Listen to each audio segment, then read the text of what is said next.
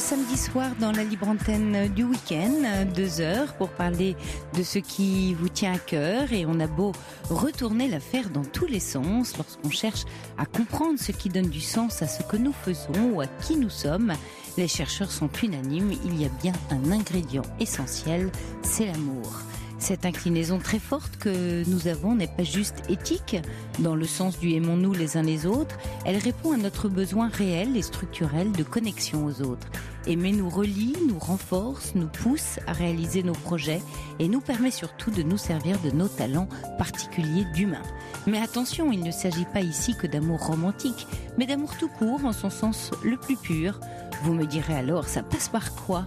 Eh bien par le fait de mieux se relier à soi et aux autres, par le fait de favoriser l'intimité dans nos relations, c'est-à-dire notre capacité à nous confier, mais aussi par d'autres ingrédients, comme jouer plus souvent, savourer l'intensité de ce que nous vivons, ritualiser le meilleur et surtout être dans le plaisir d'être soi. On se pose les bonnes questions ici à l'antenne d'Europe 1 sur ses rapports aux autres, mais aussi sur ses rapports à soi. Nous prenons grand soin du canevas auquel chacun appartient, canevas composé de tous les vôtres, famille, amour, amis, collègues, contacts, passants. Et plus vous savez en prendre soin, plus votre vie s'enrichit. Appelez-nous au 39 21 ce soir, Quentin et Corentin vous recevront avec l'amour qui les caractérise. Et c'est avec autant d'amour certainement et de soin que Romain Diomède réalise cette émission. Vos SMS sont aussi des éléments de gratitude importants qui font chaud au cœur de ceux qui témoignent. Et vous pouvez me les adresser au 7 39 21 en commençant par le mot nuit écrit en majuscule. Enfin, vous pouvez vous exprimer par mail sur le site europe1.fr. J'attends vos appels avec beaucoup d'amour au 39 21. Sophie Peter sur Europe 1, 39 21. 50 centimes la minute plus coût de l'appel. Bonsoir Nathalie. Oui, bonsoir Sophie. Je suis très émue d'avoir été contactée par l'émission. Oui, moi aussi. Je vous écoute pratiquement tous les soirs depuis 1 an et je trouve que les réponses que vous apportez aux personnes qui vous appellent sont apaisantes. Merci Nathalie. Donc voilà. Merci. Alors, vous nous avez envoyé un long mail, Oui, voilà, pour nous parler un peu de dans quoi vous êtes en fait aujourd'hui. Ouais. Alors, je vais peut-être vous laisser vous raconter à l'antenne. Oui, il y a 7 ans, un peu plus de 7 ans, mon mari s'est suicidé. Ouais. Après des années de dépression. Donc moi, je m'attendais à ce que ça arrive un jour parce que déjà en 2002, il avait eu des idées suicidaires. Et de 2002 à 2009, j'ai vécu avec une épée de Damoclès tous les matins. Je ne savais pas si j'allais le retrouver le soir.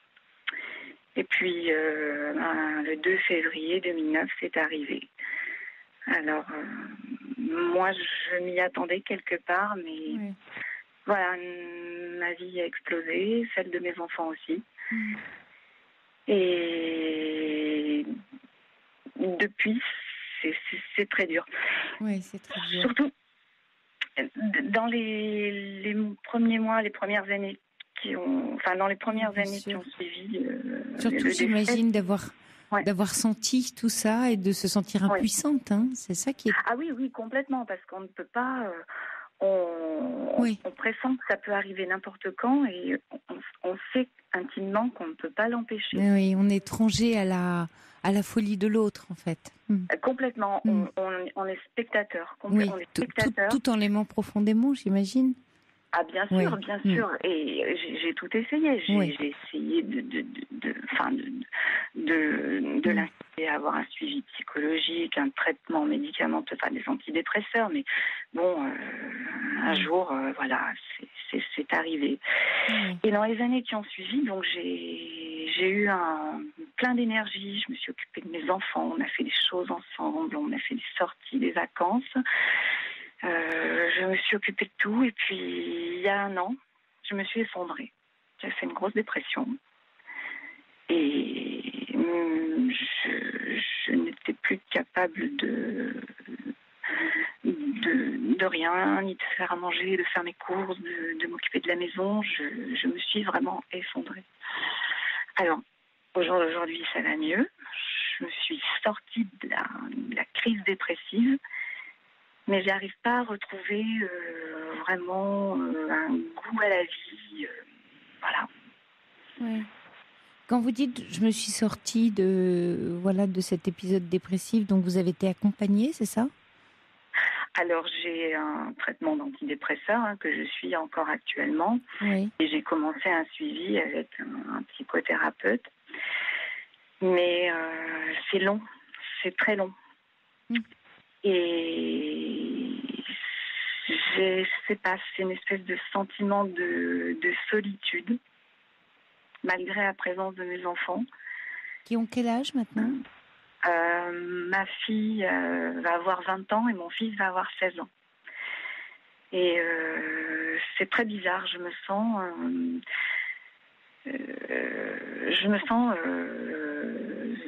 seule. Parce qu'il faut dire que moi, j'ai toujours une vie où, comme je vous disais dans le mail, où j'ai beaucoup travaillé. Je me suis occupée des autres, je me suis occupée de mon mari, Oui. je me suis occupée de mes enfants, de ma famille. Donc, du coup, j'ai un réseau social, on va dire, qui est assez restreint, en dehors de mon travail. Au niveau familial, j'ai plus que ma mère et un frère. Du côté de mon mari, il n'y a plus personne. Donc, mon beau-père est décédé, le père de mon mari est décédé il y a 2 ans. Donc, c'est difficile, je me sens assez isolée finalement. Oui, avec peu de ressources, peu de personnes autour de vous qui vous aident, qui vous tiennent un peu Voilà. la main ou Exactement. qui cheminent dans la vie avec vous avec les autres, mais personne avec vous. Voilà. C'est toujours moi qui me suis. Bon, mon beau-père est décédé il y a 2 ans après un cancer de l'estomac. Le pauvre, il a eu une vie difficile aussi, puisque ma belle-mère est en hôpital psychiatrique depuis 1972. Donc, je me suis occupée de tout le monde. Et moi, quand je vais pas bien, j'ai pas d'appui. Oui. Bon, j'ai quelques amis, mais c'est surtout au niveau familial essentiellement où j'aurais eu besoin de pouvoir trouver du... Oui, vous n'avez pas vos parents, vous n'avez plus de parents. J'ai plus mon père, j'ai plus que ma mère, et puis un frère et ma belle-sœur, mais qui habitent loin de chez moi, donc et puis c'est encore moi qui fait régulièrement de soutien, voilà, exactement. Donc moi je me sens un petit peu... J'ai du mal à retrouver un équilibre, à me reconstruire. Oui, ce qui est normal parce que vous avez besoin qu'on prenne soin de vous. C'est votre besoin aujourd'hui. Oui, je dis souvent, j'aimerais qu'on s'occupe de moi comme d'un gros bébé, mais ça n'arrive jamais. Ça n'arrive jamais. C'est le lot de la vie adulte finalement, Nathalie. Et quand on régresse sous le coup effectivement d'un choc et d'une dépression qui est, comme je le disais d'ailleurs hier soir dans mon introduction, qui n'est pas en soi une fragilité, qui est un peu comme on parle de dépression atmosphérique, de l'atmosphère où tout d'un coup on a tenu, et puis tout d'un coup tout retombe. Et c'est un signe de lutte en fait. La dépression, c'est pas un signe de fragilité, c'est un signe que la lutte a été rude et qu'à un moment elle est trop rude. Et c'est un peu ce qui vous arrive. Alors dans ces cas-là, effectivement, une fois qu'on est adulte et qu'on ne peut plus être porté finalement par personne, si ce n'est par soi-même, c'est d'arriver à identifier. Pas tant ce qu'on a envie, parce que j'entends que vous êtes encore sous traitement, en soins, et c'est très difficile de connaître notre désir dans la vie finalement. Parce que j'ai l'impression que je ne sais même plus ce qui me fait plaisir, ce qui me fait réellement envie, parce que j'ai toujours fait en fonction des autres. Et moi, je ne sais plus. Enfin, la seule chose comme je vous ai dit dans le mail, qui me fait, je me suis engagée comme bénévole à la SPA. Oui. J'ai adopté un chat d'ailleurs l'année dernière, au mois d'avril. Et ça, c'est quelque chose qui me tient à cœur. Et vous savez pourquoi? Quel sens ça a pour vous? Je ne sais pas exactement, mais je crois que quand j'ai adopté ce chat, je lui ai donné une seconde chance et lui m'a aidé aussi. Il a été là pour vous. Il m'a apporté de la chaleur humaine, le chat. D'accord. Voilà. Oui. Non, mais je comprends bien. Alors, en fait, il est une ressource, ce chat. Il est une ressource pour vous dans laquelle vous pouvez puiser des forces, ne serait-ce que par sa présence douce, parce qu'il est là pour vous. Vous savez que ce chat est là pour vous. Vous êtes sa maîtresse et il est là pour vous. Eh oui. Donc même sans... Et vous voyez, c'est intéressant parce que finalement, ce chat qui ne vous porte pas, parce qu'il ne saurait le faire, il vous accompagne, voilà. Et surtout, il est, plus que d'être porté, il est une ressource, c'est-à-dire il est une oasis, un endroit où vous pouvez trouver à la fois un refuge et à la fois reprendre de l'énergie. Et finalement, plus que d'identifier votre désir ou vos envies, au stade où vous en êtes aujourd'hui de reconstruction et de construction à la fois, on se reconstruit en se construisant, c'est d'identifier justement là où on reprend goût, où on reprend de la ressource, dans ce qui nous fait du bien, plus que ce dont on a envie, parce que c'est très difficile quand finalement on a perdu le goût. C'est un peu comme si on vous disait, vous avez plus d'odorat ou plus de goût, qu'est-ce que vous voulez manger ? Vous ne savez pas. De fait, puisque vous l'avez perdu. Donc c'est presque paradoxal de dire de quoi j'ai envie, mais je ne saurais savoir ce dont j'ai envie puisque je n'ai pas le goût. Je me sens une espèce d'obligation de devoir identifier à tout prix, de devoir trouver une direction à tout prix. C'est comme si je me sentais une obligation. Par exemple, c'est ce que j'entends. J'ai toujours été assez réservée, assez timide dans mes relations avec les autres, parce que j'ai toujours eu tendance à me sentir un peu inférieure. Donc, j'ai déjà fait pas mal de travail là-dessus, mais je me dis qu'il faut absolument que mon bonheur dans la vie va forcément passer par mes relations aux autres. Et je crois que je me mets une espèce de pression avec ça. Je sais pas. Le devoir, le devoir-être, ou le devoir de savoir ce que vous aimez. Or, si vous lâchez ce devoir, il faut que, et si vous le remplacez par j'ai besoin d'eux, ou j'ai envie d'eux, ça va beaucoup vous aider. C'est-à-dire, plus que de savoir ce que vous devriez aimer ou faire, c'est juste se relier au réel, à l'instant. Surtout dans une vie bousculée, traumatisée, abîmée, on a besoin de reprendre racine dans le contexte, dans l'environnement, dans l'ici et maintenant, mais dans des choses très très simples. Et vous voyez, comme ce chat, très essentiel, très très simple parce que très essentiel. Et oui, et puis lui, il n'attend rien de moi à part exactement. Être votre présence, votre présence. Ma présence, c'est tout. C'est exactement ça. Votre être.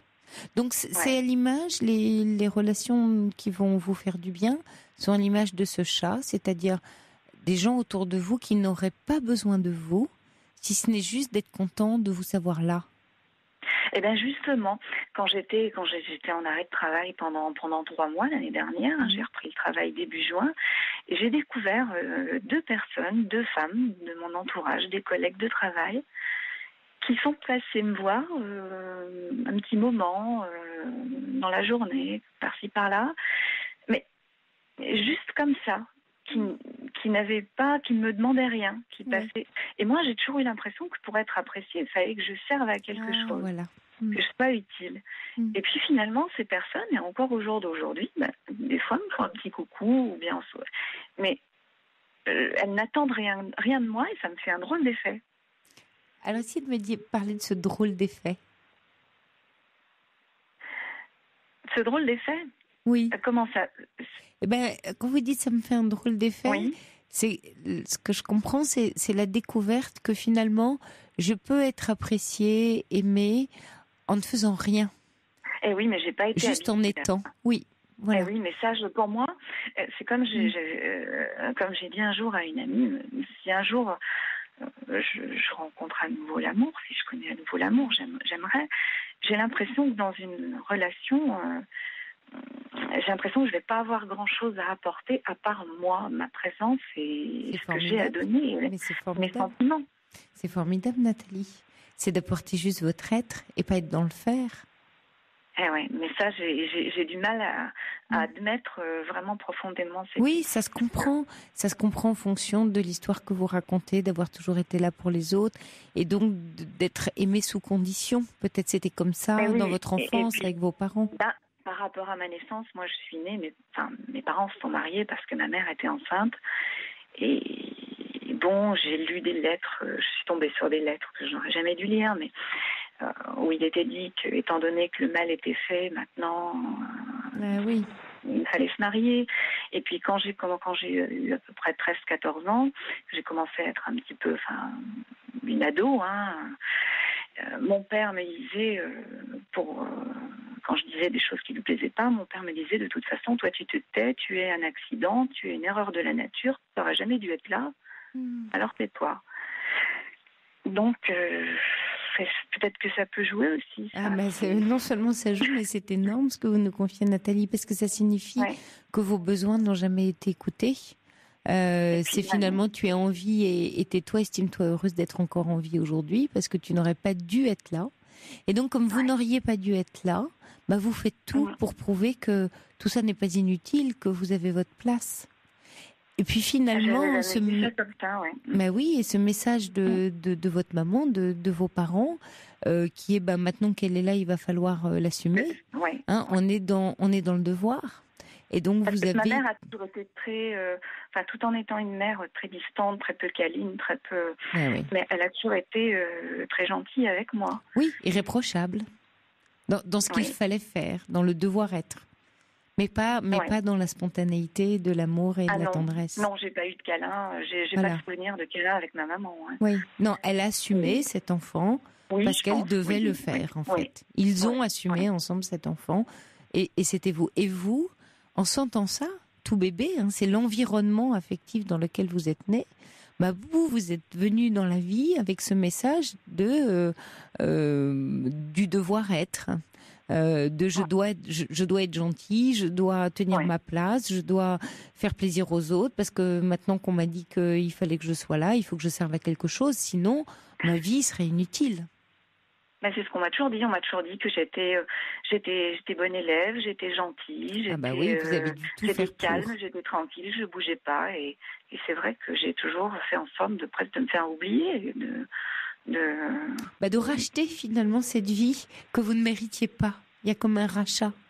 C'est comme si on vous avait donné une vie que vous n'aviez pas. C'est pas un don. Vous voyez, vous êtes arrivé et puis eux estiment que vous avez racheté cette vie. En tout cas, c'est le message que vous avez reçu de façon subliminale ou inconsciente. Ouais. Et pour vous, il y a tout à construire dans votre vie. J'ai le droit de vivre juste pour ça, pour être moi, pour être Nathalie. Oui. Mais c'est pour ça que l'impression que j'ai commencé à sortir du gros de ma dépression, j'ai l'impression de sortir d'un œuf.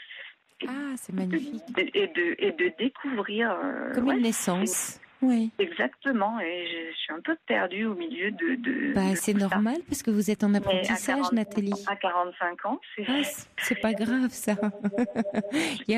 On n'a pas d'âge pour naître et pour grandir. C'est votre moment à vous. Il vous a fallu traverser.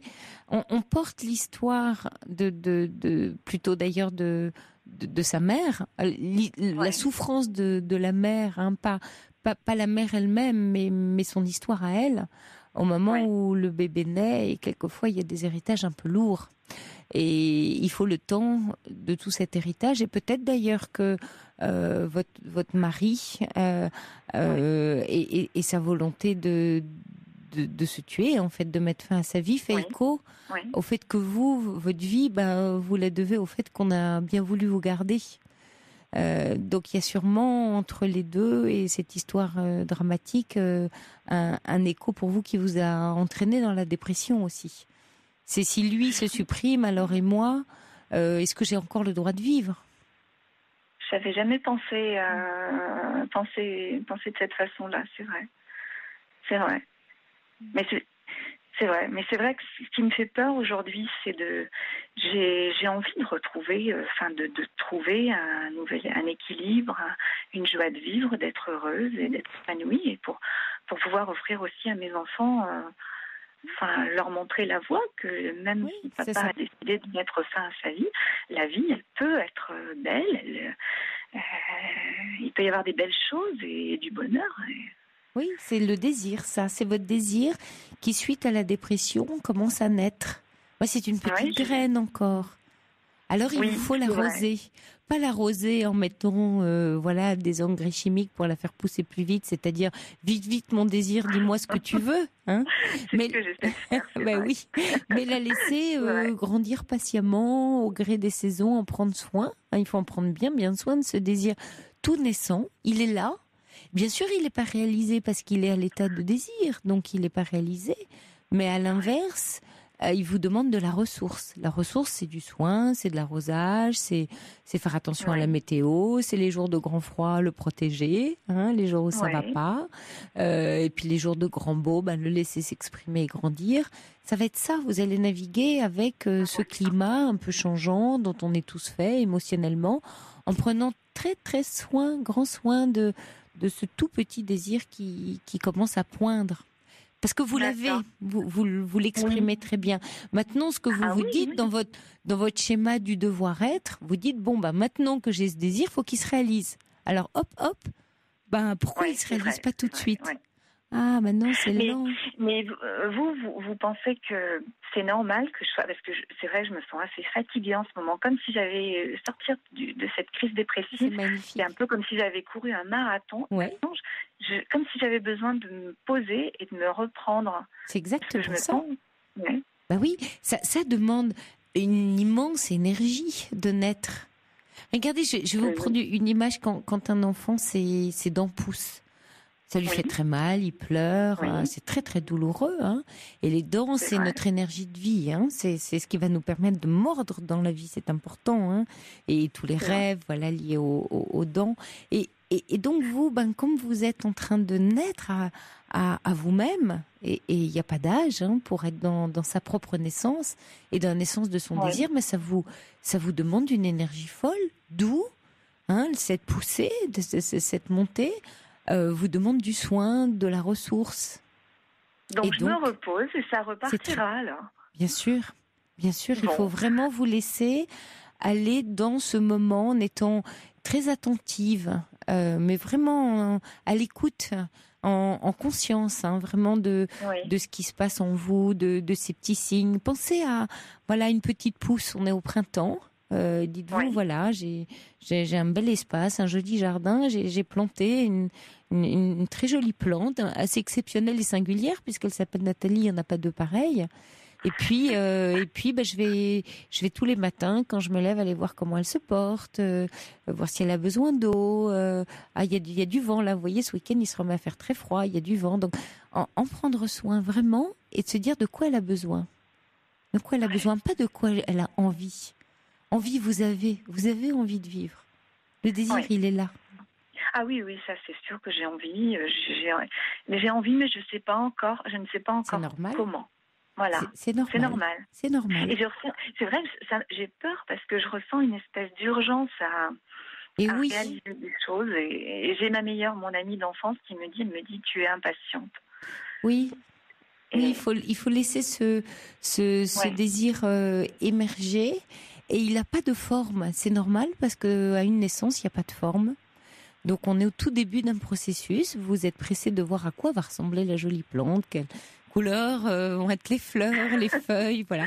Mais vous ne savez pas encore et vous dites quand même, je vais la voir tous les matins, elle pourrait pousser un peu plus vite. Non, absolument pas, elle va prendre tout son temps, elle sera d'autant plus belle et épanouie qu'elle aura pris son temps. Donc soyez plutôt à l'écoute et émerveillés de toutes les petites choses anecdotiques qui vous montrent que la vie reprend. La vie reprend ses droits en ce moment en vous. Et juste la vôtre. Oui. Ouais, je suis encore trop exigeante avec moi-même, si je comprends bien. Oui. Il faut que je... Et sans doute, c'est là où vous reproduisez l'exigence de vos parents, qu'il est temps sans doute de lâcher. Ouais, ça demande du temps aussi, ça. Ah oui, ça demande c'est un reconditionnement, c'est...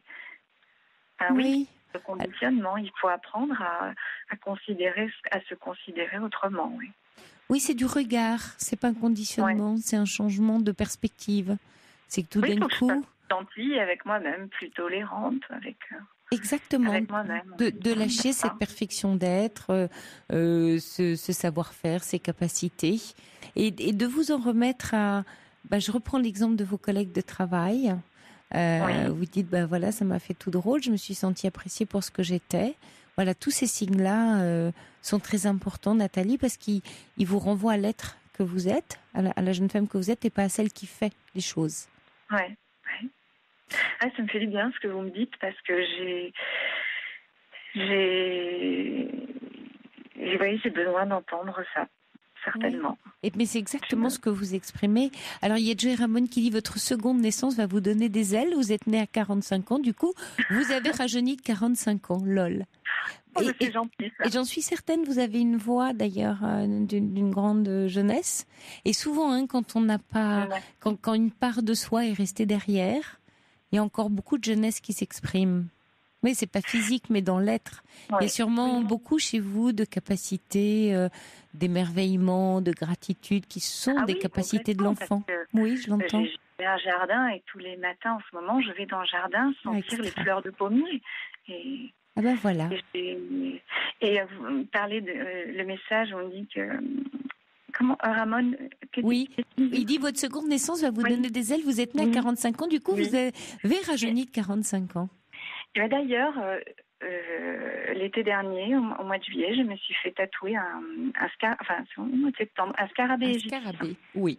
Donc avec des ailes de faucon, parce que c'est symbole de renaissance, c'est symbole de renaissance dans l'Égypte ancienne. Oui, c'est votre ressource. Vous voyez, Nathalie, vous êtes en train, en plein apprentissage, à vous créer des repères, une ressource, et votre tatouage est quelque chose de très fort, de très symbolique, qui dit, à un moment donné, voilà la Nathalie, vous la datez, vous l'inscrivez dans votre chair.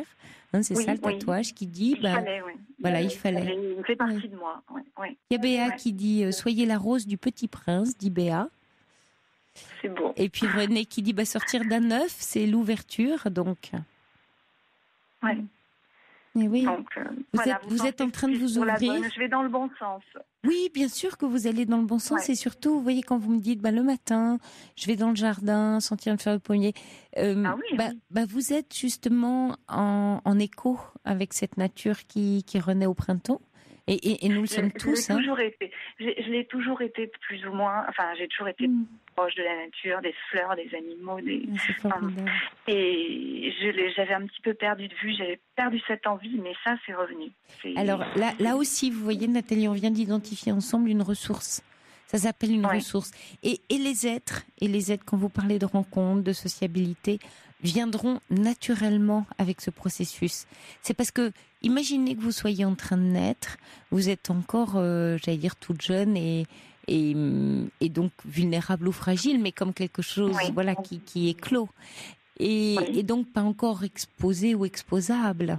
Donc il vous faut un peu vous aguerrir, qu'il y ait quelques saisons, quelques temps qui passent, pour qu'après un peu renforcé, vous soyez bien dans le monde, bien avec les autres. Ouais. Il y a Laurence qui dit regardez Renaud qui renaît comme un phénix actuellement. C'est vrai. D'ailleurs, mon frère m'a offert son dernier album et oui. Ah, vous voyez, donc il a senti ça. Oui. C'est vrai. Finalement, on renaît, et puis 45 ans, c'est, vous voyez, le mi-temps de la vie entre 45 et 55, c'est des âges très importants. Il y a bien sûr l'adolescence où on construit quelque chose par rapport à nos racines, mais tout d'un coup, c'est presque, on parle de crise du milieu de vie, mais c'est un âge où c'est un âge où on reconsidère son héritage, son parcours, et tout d'un coup, on dit ça plus jamais, et maintenant plutôt ça. Et donc, c'est ça, cette crise de milieu de vie. C'est ce moment où on reconsidère nos choix, nos errements, ce qui n'a pas été réalisé, ce qui reste à réaliser, tous nos besoins. Et donc, c'est un très bel âge auquel souvent on renaît. Mais moi, j'ai le sentiment que j'ai, le pressentiment, c'est qu'en moi, j'ai l'impression que je suis dans une phase un peu un plateau. Il y a quelque chose d'autre en moi. Je sais pas quoi, mais j'ai l'impression qu'il y a autre chose. Alors, je sens par moment quelque chose qui bouillonne. Je sais pas ce que c'est, mais. Mais alors ne cherchez pas à savoir, Nathalie. Voilà. Voilà vraiment le conseil important que je peux vous donner ce soir. Ne cherchez pas à percer ce mystère. Parce que c'est ce mystère qui vous porte. Et faites confiance à ce que vous sentez absolument. C'est-à-dire ça, vous ne le remettez pas en doute. Vous voyez, cette envie, ce désir de vivre, cette renaissance qui bouillonne, ce qui va. Et ne cherchez pas à savoir. Faites juste confiance au processus. Il va éclore tout seul. La confiance, ça, c'est un gros travail à faire là. Énormément de confiance. Oui, je vais y travailler. Il y a René qui demande, parce qu'elle parle de tenter une analyse, c'est le plus beau voyage qui mène à soi, dit René. Vous continuez à faire un travail en thérapie, à échanger? Oui, avec le psychothérapeute qui a suivi mon fils pendant 4 ans.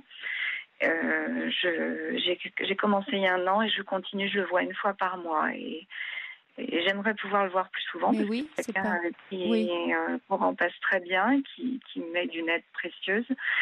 Mais oui, je continue, oui. Et il ne peut pas vous recevoir plus souvent? Non, parce qu'il a un emploi du temps très chargé. Il a vraiment, il est très, très, très demandé, on va dire. Oui. Écrivez entre les séances. Avancez toute seule. J'écris dans un cahier, j'écris ce qui va, ce qui ne va pas. J'écris tout ce qui me passe par la tête. J'ai rempli 4 cahiers en 1 an. Ah, c'est formidable ça. Vous verrez un jour, vous les relirez avec beaucoup d'émerveillement et de tendresse pour la femme que vous êtes. Oui, c'est bien. C'est les cailloux du petit pousset, pour pas perdre son chemin. En route. Oui, parce que c'est un recueil de tout ce qui... Et puis ça m'aide à structurer mes pensées. Bien sûr. Fois, ça bouillonne ou ça rumine. Et ça m'aide à évacuer un peu, à structurer tout ce bazar mental. Par moments, c'est lourd et écrire, ça me soulage. Oui. Et puis ça construit quelque chose. Aussi. Oui, il y a Jean-Pierre qui vous dit: c'est votre printemps, Nathalie, bravo pour votre courage. Vous êtes la plus jolie fleur d'un jardin extraordinaire dont j'aurais aimé être le jardinier, dit Jean-Pierre. C'est très gentil, c'est très beau. Voilà, et Joe Ramon qui dit: vous êtes un petit poussin qui sait voler maintenant. Voilà, donc vous allez apprendre à voler. Alors il y a Willy qui laisse son numéro pour vous, on vous le donnera hors antenne parce que vous le faites beaucoup penser à lui. Il y a également une autre auditrice qui dit: histoire similaire en tout point avec votre auditrice, un Rebirth à 47 ans et qui laisse son téléphone pour vous. En tout cas, je vous souhaite une très belle naissance, Nathalie. Je vous remercie et puis c'est très gentil de m'avoir contactée. Je suis vraiment très touchée d'avoir pu vous avoir au téléphone et moi, j'aime beaucoup votre émission. Oui, je suis heureuse de vous savoir en chemin et sur un joli chemin. Vous me redonnez la pêche là. Ah, formidable. Bonne nuit à vous, Nathalie, et beau voyage. Beau voyage vers vous. Au revoir. Merci. Toutes vos confidences à Sophie Peters au 3921. 3921. 50 centimes la minute plus coût de l'appel. 3921. 50 centimes la minute plus coût de l'appel. Bonsoir Liliane. Oui, bonsoir Sophie. Bienvenue. Voilà, je vous écoute aussi assez souvent. Et mon problème, c'est plutôt un problème familial. Oui. Voilà. Bon, j'ai 74 ans. J'ai eu des problèmes depuis 18 ans avec mes belles-filles. Donc, apparemment, j'ai compris inconsciemment, d'après un psy, que j'ai dû dire des choses que je n'ai pas fait trop attention à ce que je disais. Je me suis pas mis à leur place. Et bon, ça a posé donc des problèmes avec elles. J'ai des petits-enfants que j'ai plus ou moins vus. Bon, ça n'habite pas très loin de chez moi, mais enfin bon, ça me fait mal. Bon, j'ai pas eu une vie facile, j'ai eu un mari malade, que j'ai perdu il y a 6 ans. Maintenant, j'ai maman qui est à côté de moi, qui a 98 ans, et puis ma sœur qui est divorcée, qui vit avec elle. On est porte à porte. Ouais. Et maintenant, j'ai des problèmes avec ma sœur. Bon, il faut dire que j'ai un tempérament, c'est vrai que c'est pas facile. Bon, je suis sous antidépresseur aussi. Des années, ça va, j'en ai plus besoin. Après, je reprends. Et là, j'en suis même avec des anxiolytiques, avec un anxiolytique parce que je dors mal depuis quelques mois. Et j'ai des problèmes, donc c'est bien mon tempérament aussi, mon caractère qui est, je suis trop émotive, je suis trop anxieuse, enfin bref, j'ai tous les problèmes. Et j'ai l'impression que la famille à chaque fois, j'ai un problème. Là, c'est avec ma sœur maintenant. On se connaît pas tellement parce que moi, je suis mariée à 20 ans, elle en avait 12. Elle a vécu dans le Midi. Là, depuis 6 ans, elle est ici à côté de moi parce qu'il y a maman à s'occuper. Et puis maintenant qu'on est porte à porte, je m'aperçois que c'est une sœur qui est plutôt zen, hein, qui fait du yoga. Moi, je suis plutôt le côté négatif, la sœur qui, je prends toujours les choses comme il faudrait pas. Et puis je laisse dire. Mais là, il y a 15 jours, je dois recevoir une famille pour coucher. Puis comme je me sens pas bien, je dors mal, je lui dis, écoute, là, tu vois, Florence, là, je peux pas parce que je suis pas en forme, je me vois pas coucher la famille. Et tout de suite, elle me répond, oh, bien sûr, toi, c'est de la famille. Qu'est-ce que ça, d'ailleurs de dire, tu peux recevoir. Après, tu te plains que tu es toute seule. Enfin, vous voyez, des réflexions qui... Oh, je l'ai regardé, j'ai dit, mais c'est pas vrai, Florence, tu vois bien dans l'état où je suis. Tous les matins, tu me demandes comment je vais, si j'ai bien dormi, tu vois bien que je suis pas bien en ce moment. Mais oui, mais avec elle, c'est toujours des mots qui... ça me fait pas du bien, ça me fait plus du mal. J'ai comme une barrière avec elle que je sens qu'à chaque fois, elle, bien sûr, elle veut me donner des bons conseils. Hein, tu vois, bien sûr, comme elle fait du yoga, tu devrais faire comme ça, tu devrais voir les choses autrement, tu devrais penser autrement. Mais j'ai dit, Florence, j'essaye. Combien de fois, c'est pas la première fois, ça fait des années que j'essaye. De temps en temps, je vois des psy aussi pour essayer d'y arriver. Mais je dis, c'est plus fort que moi. Là, comme je suis en ce moment, là, tu vois, comme tu es avec moi, ça me fait mal. Et elle, on dirait que, Qu'est-ce qu'elle dit, Liliane, quand vous dites ça me fait mal, parce que c'est touchant que vous lui confiez ça. Comment elle l'accueille, ça, elle qui est si zen? Oui, c'est là que je comprends pas. Oui. C'est là que je me dis, elle a ses soucis, elle a divorcé, elle a ses problèmes, d'accord. Je les comprends d'ailleurs, ses problèmes. Mais c'est vrai qu'on est deux caractères très différents. Moi, je suis trop sensible et elle a un côté froid que... Vous voyez, elle sourit à tout le monde. Enfin moi aussi, je suis une personne souriante. Heureusement que j'ai des amis, d'ailleurs, parce que la famille, moi, je me dis, là, mes garçons, ils ont essayé. Ils ont vu qu'avec leur femme, après, je comprends que c'est leur femme. Hein, on est malheureux tous autant qu'on est, parce que, alors, bien sûr, quand je les ai au téléphone ou que c'est maman, ça va pas. Alors, je comprends qu'on m'évite parce que maman, c'est ce que vous voulez. Tantôt je vais bien, tantôt je vais pas bien. Et c'est vrai que je ne fais pas un pas vers eux non plus. Vous voyez, je suis... je peux pas. Mais j'ai le sentiment, Liliane, que plusieurs fois vous avez dit j'ai un tempérament pas facile. J'ai l'impression que vous avez comme ça une étiquette, une estampille, alors famille ou autre, qui vous enferme un peu, comme on peut pas l'approcher parce qu'elle a un tempérament pas facile. Et c'est comme ça que vous vous ressentez, ce qui n'aide pas les relations, oui. Avec la famille, parce que c'est ça, le côté un peu vilain petit canard, quoi. Oui, voilà, c'est ce que je dis, c'est le mot que j'emploie en ce moment. J'ai dit, vous voyez, ma sœur, c'est la gentille fille, et puis moi, non. Et c'est vrai que depuis qu'elle est là, depuis 5 ans qu'on est là, on se connaissait pas, comme je vous dis, on se voyait pas souvent avant. J'ai l'impression que quand elle est là, elle porte tout de suite, et moi, je me retire, je me mets en arrière, je me sens inférieure à elle. Oui, et alors que vous êtes l'aînée, ce que je comprends. Voilà, je suis l'aînée, et en plus, elle est bien avec une belle fille. Elle va faire les devoirs de ses 4 petits-enfants qui habitent à Aix-les-Bains, donc à 30 km de chez moi. Et elle y va tous les vendredis. Moi, avec cette belle fille, on a juste... c'est superficiel quand on se voit, quand ils viennent me dire bonjour de temps en temps, 2-3 fois dans l'année, malgré qu'on n'est pas loin. Mais ça aussi, ça me fait mal. C'est normal que... elle a rien à voir, c'est pas la belle-mère, belle-fille. Donc, elle y va tous les vendredis pour faire plus ou moins les devoirs des enfants. Mais vous voyez, ça aussi, ça me fait mal. Je peux rien dire. Ça vous renvoie à quelque chose que vous avez le sentiment de ne pas arriver à faire. Je me dis, j'ai vraiment... depuis qu'elle est là, les choses ne s'arrangent pas. Pourtant, c'était... Quand on se connaît, très peu, mais ma petite sœur qui, quand elle m'envoyait des cartes pour mon anniversaire, c'était toujours des mots gentils, justement en me donnant déjà des conseils en me disant sois pas si stressée, vous voyez. Ah oui, déjà, il y a longtemps. Oui, c'est pas d'aujourd'hui. Maintenant c'est vrai que j'arrive à... Et vous, Liliane, si on essaye de mettre de côté ce qu'on vous renvoie de vous, est-ce que vous, toute seule, si je vous posais la question là comme ça, est-ce que vous diriez, vous vivez comme quelqu'un qui a un tempérament pas facile, vous dites trop émotif, est-ce que c'est votre conviction profonde de qui vous êtes ou c'est simplement l'image qu'on vous renvoie? Non, c'est plutôt l'image qu'on me renvoie. Voilà, vous diriez que vous êtes qui, au fond? Elle est qui, Liliane? Comment vous expliquer Oui, comment vous percevez-vous? Une personne plutôt, gentille, enfin, vous voyez, qui ouverte. Voilà, parce que là, je fais de l'aquagym, vous voyez, parce que moi aussi, j'entendais la dame tout à l'heure, moi j'ai un petit chien aussi que j'ai pris depuis 2 ans, parce que ça nous apporte beaucoup, parce que c'est vrai que sinon, l'entourage, on se sent seul.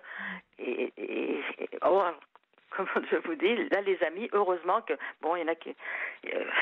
c'est différent, je sais bien, comme on dit, la famille, on ne choisit pas, les amis, on les choisit. Donc, par exemple, vos amis ne vous renvoient pas cette image-là de vous. Non, ils disent quoi? Ils vous trouvent comment, vos amis? Bien, justement, j'ai une présence, je suis souriante, je suis agréable. Ouverte, Voilà, oui, tout l'inverse. Facile à vivre? On dirait facile à vivre, d'une certaine manière? Oui, on d'accord. dirait.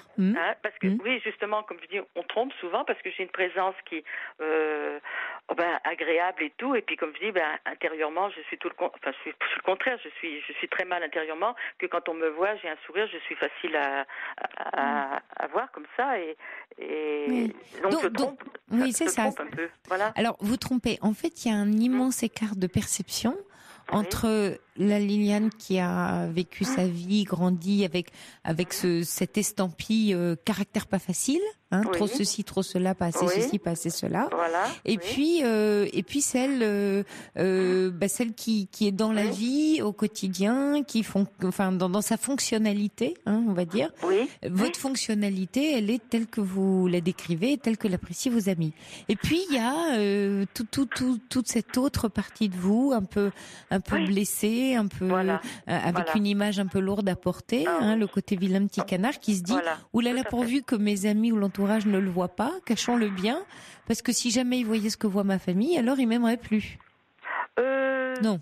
Non, parce que vous voyez, avec les amis, ils savent ce que je vis, et non. Non, donc ils savent faire la part des choses. Mais vous, il reste en fait quelque chose qui est englué, parce que la reconnaissance dont on a besoin, celle auprès de la famille, là vous l'avez pas, vous l'avez à l'extérieur. Voilà, et alors, comment ça se fait, du coup, Liliane, et là c'est intéressant parce que je pense qu'il y a un écho entre les deux, qu'avec vos belles-filles, donc vous avez des garçons, est-ce que je comprends? 2 garçons, voilà. Qu'est-ce qui est resté, qu'est-ce qui s'est transmis à la génération en dessous, c'est-à-dire à vos enfants, de cette image de vous, pour que ça impacte jusqu'au foyer, vous voyez, de vos garçons, et que ça vous revienne? Je sais pas, parce que mes 2 garçons, on a vécu qu'entre nous 4, parce que la famille étant loin. Je les ai eu jusqu'à 30 ans à la maison, toujours bien. Là, ils sont restés parce que justement, ils étaient bien avec nous. Et c'est quand il y a eu leur femme que là, le gros problème est venu, parce que je crois que j'ai pas pris de distance avec les belles filles. Moi, j'ai pas eu de filles. On a, comme on dit, tout nouveau, tout beau. J'ai la première année, tout allait bien. Et puis, je pense qu'intérieurement, il y a eu quelque chose chez moi qui, pourtant, j'étais contente qu'ils aient connu une femme à 30 ans et qu'ils soient heureux et tout ça. Mais c'est d'après les mots, j'ai l'impression que j'avais l'air d'imposer, que moi, je ne suis pas une personne qui impose quand je demande quelque chose. Maintenant, c'est inconsciemment, je ne me suis pas rendu compte que j'ai dû je pense, parce que ça n'a jamais été dit franchement avec mes garçons. Vous en avez pas parlé. Et si vous en parliez franchement, parce que vos garçons, ils vous connaissent bien, ils connaissent bien maman. Oui. Alors justement, je leur en parle, je leur dis, mais il y en a sur les 2, surtout, je dis, mais je suis un monstre, c'est pas possible au bout de 18 ans qu'on en est encore là. Vous voyez, bien sûr. C'est tellement mal que... il s'est tellement battu au départ qu'il me dit maintenant, maman, l'air de dire, une fois c'est toi qui... Quand elle te disait quelque chose que c'était mal interprété, elle, c'était le contraire. Alors, il y a eu un moment, le pauvre, je comprends, il était entre les deux. Alors maintenant, c'est toujours pareil, il faut que je fasse... Et d'en parler avec elle directement? Non, alors c'est impossible. Impossible. Sur les deux, il y en a une là. Ça y est. Puis j'ai les petits fils de 18 ans qui, ça y est, commencent à venir me voir. Extra. Et là, ce soir, ils étaient là parce que j'habite à un quartier où ils sont contents de venir. Ça les arrange, c'est plus près. Bien. Oui. Voilà, alors ça fait du bien, mais c'est seulement maintenant, au bout de 18 ans, que vous voyez. Donc ça porte ses fruits, tout le travail que vous faites sur vous. Et votre mari est toujours à vos côtés, Liliane? Non, il est décédé il y a 6 ans. Donc, il y a 6 ans. J'ai pas une vie facile comme beaucoup. On s'est mariés. Et puis, je suis partie loin de mes parents. Ils sont devenus en Haute-Savoie. On a construit, et puis lui, il a fini l'hémiplégie, il avait 42 ans, et moi, j'en avais 35, parce qu'on avait 8 ans d'écart. Donc, il y a des personnes qui me disent, mais pu survivre avec tout ce que tu as eu. Oui, je te dis, on n'a pas le choix, on est jeune, je me suis battue jusqu'au bout. Bon, il est décédé il y a 6 ans, il était en fauteuil roulant les derniers temps. C'est vrai que c'est normal, là, jusqu'au bout, là, j'ai fait ce qu'il faut, puisqu'on s'aimait quand même.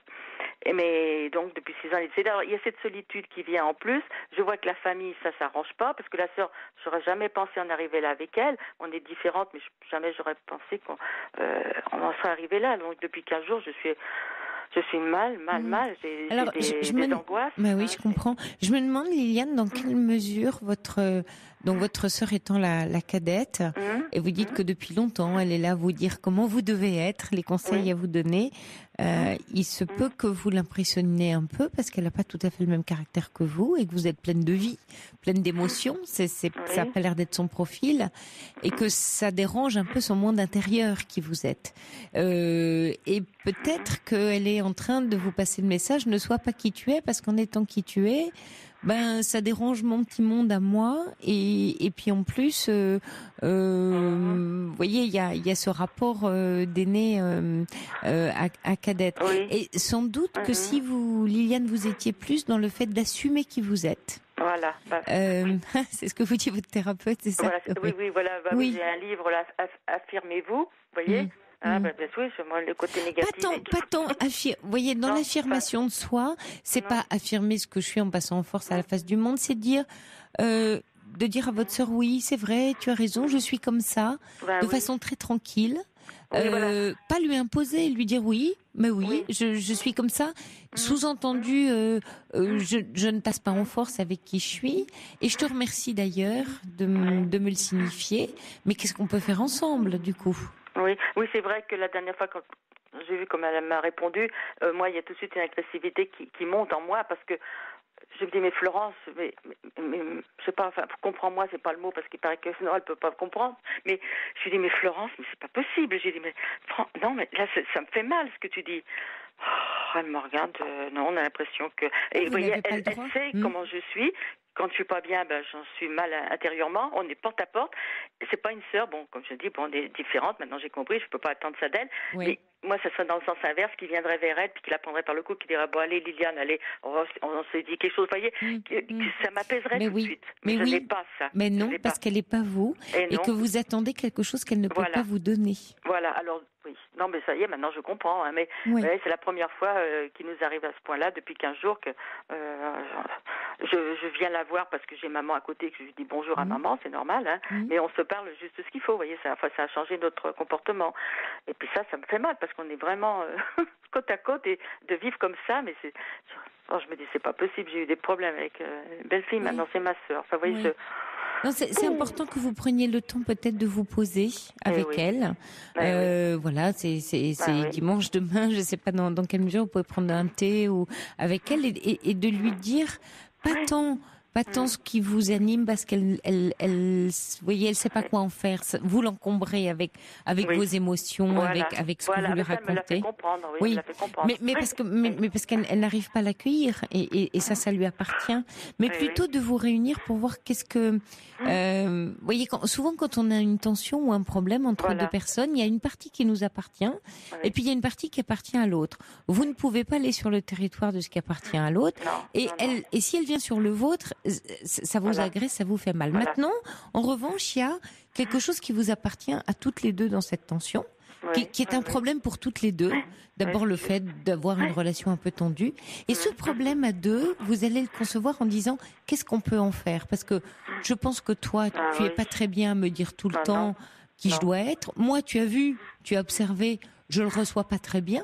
Vous voyez, donc sans lui dire tu m'as blessé ou je me sens blessée, etc., même sans faire de la communication non violente ou quoi, c'est plutôt de lui dire voilà ce que j'observe, voilà ce qui se passe entre nous, qu'est-ce que tu crois qu'on peut faire, et donnez-lui la main, elle qui a tant de bons conseils à donner. Voyez d'être dans le constructif. Ne vous appesantissez pas sur le différent, mais regardez qu'est-ce que vous pouvez faire de ce différent-là. Oui, mais alors il faudrait que j'arrive à être calme et puis c'est ça qui me fait. Oui. À chaque fois, Bah oui, parce que ça vous tend. Sur le moment, je viens gentiment lui dire quelque chose et puis quand je vois j'ai une personne devant moi qui d'un seul coup prend les choses. Alors ça y est, ça monte moi. Je comprends Liliane. Alors essayez de vous représenter de quelle façon tout ça lui appartient. C'est-à-dire que la distance que vous allez mettre dans cet échange, c'est de vous dire que il y a une partie de vous qui lui pose à elle un problème. Et ça, c'est pas le vôtre. Et puis, de même qu'il y a une partie d'elle qui vous pose à vous un problème, et ça, c'est pas le sien. Par contre, ensemble, toutes les deux, vous avez bien un problème, qui est votre relation. Donc, qu'est-ce qu'on va faire de ça, ensemble? Et puis il y a un élément important que souligne Brigitte, c'est que tout le monde n'a pas la capacité de se montrer souriante et agréable. Vous parliez tout à l'heure de porter un masque. Vous le portez pas, comme dit Brigitte, parce que ça correspond bien à un aspect de vous-même qui existe plus facilement loin des tracas familiaux. Donc il y a bien une Liliane qui, quand elle n'est pas dans sa famille, arrive à être Liliane telle qu'elle a envie d'être. Telle qu'en elle-même. Et puis là, quand vous êtes face à votre sœur ou à votre famille, il y a une attente qui se crée. Voilà, tout à fait. Alors lâchez la Liliane qui doit être ceci pour sa sœur. Oui. Ouais. Et un peu de distance en essayant de regarder pas ni le pourquoi, mais le comment on peut faire ensemble. Voilà, oui. Qu'est-ce qu'on vous allez faire de ça? Posez-lui la question. Je me pose trop de questions, moi, puis c'est vrai que finalement, j'embarrasse dans ma tête aussi toutes ces questions que je me pose, que je ne devrais pas, parce que j'amplifie les choses et puis finalement je me fais plus de mal que du bien là aussi. Oui, vous prenez à votre compte quelque chose que vous sentez. Je prends trop à cœur les choses. Je le sens, et puis ça me fait mal parce que je me dis, c'est vrai qu'autour de moi, je rends pas les gens, je vois bien mes enfants, ils sont malheureux de me voir comme ça.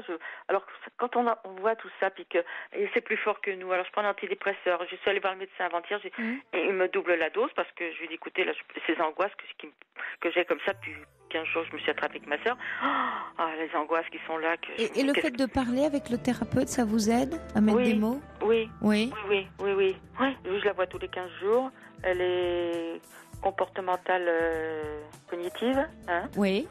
Donc, non, elle me fait du bien, mais mais ça passe pas comme ça. C'est que j'ai fait comprendre une fois à ma sœur gentiment. J'ai dit, écoute, Florence, je peux pas me changer comme ça, parce qu'elle me dit, tu veux pas te changer. Vous savez, quand on entend ça, et puis que. Ouais. Vous savez ce que je vous propose, Liliane, c'est qu'on poursuive notre échange après le journal, parce que là, on arrive au journal, on se retrouve, c'est l'heure. On se retrouve juste après. À tout de suite, Liliane.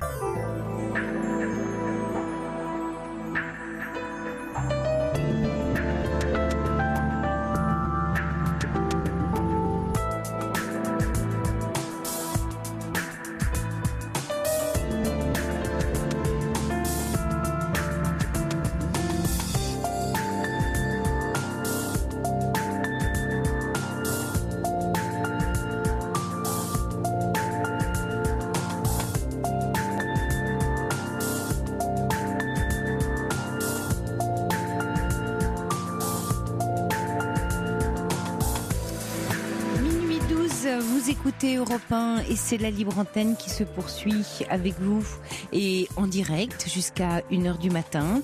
Une libre antenne dans laquelle vous êtes invités à vous confier, à nous confier un peu de vos joies et de vos peines. Un lieu de partage et d'échange où nous écoutons et nous répondons. Quentin et Corentin sont là, derrière leur téléphone au 39 21 pour prendre vos appels et Romain Diomède derrière ses manettes pour réaliser cette émission. Vous pouvez nous adresser vos SMS au 7 39 21 en commençant votre texto par le mot nuit en majuscule. Des commentaires qui sont souvent très précieux pour aider les témoignages et les auditeurs à amorcer des débuts de réponses. Et puis vous pouvez également dialoguer avec nous par mail sur le site europe1.fr. J'attends vos appels au 39 21. Sophie Petters sur Europe 1, 39 21. 50 centimes la minute plus coût de l'appel. Et on retrouve Liliane avec laquelle on était juste avant le journal de minuit. Vous êtes là, Liliane? Oui, je suis là. Oui. J'ai eu temps de réfléchir. Ah, oui. super, oui. Non, peut-être pour les auditeurs qui prennent, voilà, en cours de route l'émission, juste rappeler que vous nous appelez, voilà, pour un différend manifeste avec votre sœur, mais aussi pour une histoire de famille dans laquelle vous êtes un peu enfermé, où on vous renvoie un tempérament pas facile, une personne émotive, anxieuse, alors que sur le plan de l'amitié, ça se passe plutôt bien pour vous. Alors, à quoi vous avez pensé, Liliane, pendant le journal? Oui, parce que dans mes défauts, j'en ai encore un, c'est que je suis rancunière. Et alors, vous voyez, comme ma sœur à côté, et là, ça fait 2 jours que normalement, je dois aller la voir, dire bonjour, et je n'y vais pas parce que je suis mal. Et lundi, j'ai la famille qui arrive. Vous voyez, c'est vraiment la peur là que j'ai au fond de moi, en me disant, mais là, j'ose pas y aller parce que si j'y vais, je vais pas être calme. C'est ça qui me fait peur aussi, c'est que c'est plus fort que moi, comme je suis pas bien. Le mot va gentiment. Il va se passer quoi? Oui, dites, comme vous êtes pas bien, qu'est-ce qui peut se passer?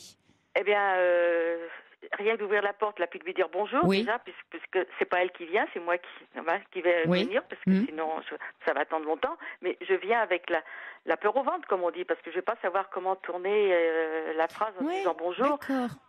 Et dire bonjour gentiment, et puis après, si la conversation va se passer comme... Oui, vous avez quelque chose sur le cœur. Mais c'est pas être rancunière, Liliane. C'est pas tout à fait ça, la rancune. Parce que, oui, la rancune, c'est vouloir se venger, garder quelque chose contre quelqu'un. Or, vous gardez quelque chose en vous de peur et de blessé. Voilà. C'est que comme vous vous sentez blessé, c'est un peu comme si vous arriviez vers quelqu'un dont vous savez qu'elle peut vous faire mal. Donc vous êtes un peu sur vos gardes et ça peut exploser de travers parce que vous savez, comme si vous saviez plus vous défendre. Alors il y a Brigitte qui a envoyé un message pendant le journal qui dit « C'est quand même étrange cette manière qu'a votre sœur de vouloir vous changer. Qui est-elle pour décider de qui vous devez être? Revenez à vous, assumez votre personnalité telle qu'elle est et mettez une distance. » Ah oui, mais c'est que maintenant, vraiment ça dont il s'agit. Maintenant, je comprends depuis 15 jours qu'on a eu ce petit différend entre nous deux qui me montre que ma sœur n'est pas comme je pensais. Hein. Voilà. Non, mais elle est surtout pas telle que vous voudriez qu'elle soit. Ah oui, aussi. Et c'est et c'est là où vous êtes piégé. C'est que quand vous ouvrez la porte, vous aimeriez qu'elle ne soit pas qui elle est. Et elle pareil, pareil. Donc on va pas y arriver. Oui, on va pas y arriver. Non, finalement chacune renvoie à l'autre. Non, je ne te donne pas le droit d'être qui tu es. Alors vous venez un peu avec une forme de violence en disant puisque c'est comme ça, t'as qu'à me prendre comme je suis. Et elle fait exactement la même chose. Oui. Alors, vous voyez, vous êtes en symétrie dans vos comportements. Elle revient pas, ça fait 15 jours et moi non plus. Enfin, je viens de temps en temps, mais on se parle tout juste. Mais là, depuis hier, je reviens pas pour voir si elle va revenir, vous voyez. Et je vois bien que non, je vais y aller parce que si j'attends qu'elle vienne, ça va durer un moment. Oui. Parce que vous voyez, Liliane, pour vous sortir un peu de ce piège et le travail que vous pouvez poursuivre d'ailleurs avec votre thérapeute, c'est de faire un travail sur l'acceptation de qui elle est, même si elle ne vous va pas. Vous voyez, c'est pas d'accepter l'entièreté de la personne. Il y a bien des choses qui vous vont pas et qui vous iront pas, mais c'est de faire avec. Voilà, c'est de faire avec qui elle est. Et si vous changez ça, si vous ne vous changez pas, bien sûr, mais si vous arrivez à bouger un petit peu le curseur, de dire j'abandonne cette sœur idéale ou idéalisée. J'aurais aimé que cette petite sœur soit toute douce et m'apprécie et me reconnaisse. Et toute la reconnaissance que vous voulez obtenir de votre sœur, vous ne l'avez pas. Si vous arrivez à lâcher ça, vous allez voir que peut-être elle va finir par vous reconnaître et vous allez pouvoir la reconnaître parce que vous allez travailler dans l'acceptation de la différence. Ah voilà, oui. Ça va pas être facile. Hein.